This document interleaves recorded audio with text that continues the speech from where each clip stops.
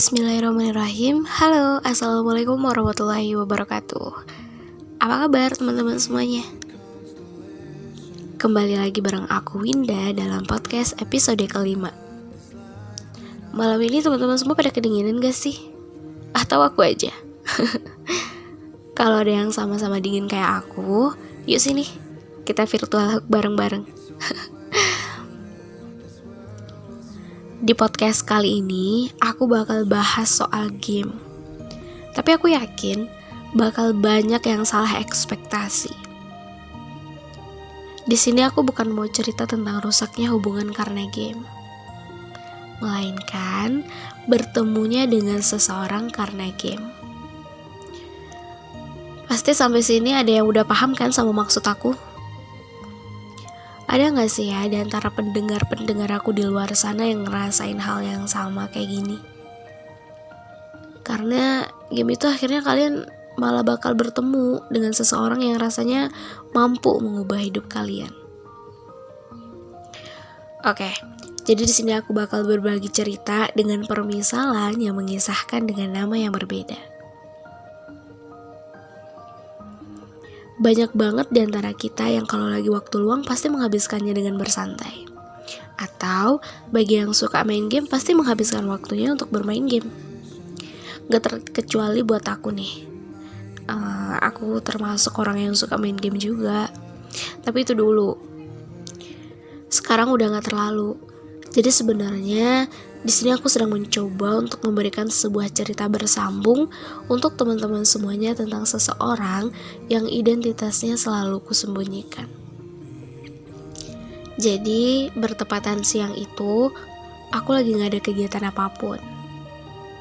Akhirnya aku memutuskan untuk bermain game Hago. Teman-teman di sini semua pasti tahu kan game Hago. Ya, lama-kelamaan aku pun kesenangan main sampai akhirnya aku nge-stuck di satu permainan. Dimana dalam satu permainan itu membuat aku bertemu dengan seseorang yang sampai saat ini pun masih aku rahasiakan. Awalnya gak ada niatan buat kenalan sih, karena dulu aku emang secuek itu.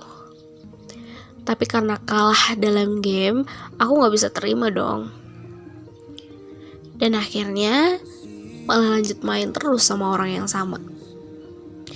Karena udah mau masuk waktu asar, aku bilang ke dia lewat room chat game, mainnya lanjut nanti malam aja. Tiba-tiba dia balas dan bilang dia gak bisa main malam karena sore ini dia udah harus balik ke pondok. Seketika membaca kata pondok itu langsung membuat hati dan tubuhku bergedik kedinginan. Aku merasakan sesuatu yang berbeda yang seakan-akan terus mengitari hatiku, terus membuatku kepikiran dan penasaran. Namun saat itu aku coba untuk tetap bersikap biasa aja. Lalu aku bertanya, kalau dia anak pondok pesantren, kenapa dia bisa main HP? Dan setelah itu dia menjelaskan kalau dia sedang liburan dan liburnya itu 2 kali seminggu. Nah kalau kita anak sekolah kan liburnya cuma sekali seminggu ya, hari Minggu aja. Nah kalau dia di pondoknya itu dia 2 kali libur dalam 1 minggu. Cuma dia bilang lagi, katanya pulangnya itu cuma sekali seminggu karena kebetulan rumahnya gak begitu jauh dari pondok. Dan saat itu percakapan sudah berakhir. Tidak ada kelanjutan, seolah-olah ya udah gitu aja. Menjelang waktu seminggu dia akan balik itu, aku terus kepikiran. Tapi ya aku gak tahu kenapa juga. Serasa ada yang mengikatku untuk terus bersamanya. Padahal aku tahu betul belum kenal dengannya. Belum cukup seminggu aku sudah harus menghapus game Hago itu karena penyimpananku penuh. Aku juga harus mendownload aplikasi Wattpad karena aku udah mulai melanjutkan untuk menulis novelku. Tepat sebelum aku menghapus game itu, entah kenapa hati dan pikiranku serta tanganku itu sejalan. Aku mengirim pesan singkat di room chat gameku bersamanya. Di sini aku menitipkan pesan bahwa aku tidak akan bermain game Hago lagi karena harus fokus menulis. Di sana aku juga menitipkan nomor WA dan akun sosmedku. Aku pun heran, Kenapa aku bisa begitu? Seolah aku merasa hubungan kami akan terus berlanjut. Aneh bukan? Aku yakin banyak yang mengira ini hanya cinta monyet. Ini hanya sebatas rasa kagum. Ini hanya sebatas rasa penasaran. Awalnya aku juga merasa begitu. Tetapi lama-kelamaan, aku merasa seperti ada yang berbeda. Seolah-olah pertemuan kami di dunia virtual itu memang takdir. Aku merasa seperti aku memiliki suatu perasaan yang gak bisa aku jelaskan. Teman-teman pasti bisa bayangin kan gimana rasanya bisa punya perasaan sama orang yang bahkan belum kita kenal dan bahkan belum pernah ketemu loh. Di situ aku menyadari satu hal. Semenjak aku mengetahui dia adalah seorang santri di pondok pesantren, hatiku sudah langsung terikat begitu saja. Padahal di daerahku saja banyak banget loh santri dari pondok. Lalu kenapa hatiku cuma terpaut sama dia? Seolah-olah ini memang sudah diatur dan sudah menjadi takdir dari Tuhan. Setelah seminggu itu, bener aja, dia mengirim pesan pada aku lewat WA. Aku pun kaget. Aku pikir hanya akan sebatas ya di game aja. Dan aku tidak akan mengenalnya lagi. Setelah itu terjadilah obrolan di antara kami seolah kami sudah kenal lama. Aku pun benar-benar tidak menyangka. Guys, kalian bisa bayangin kan rasanya gimana jadi aku?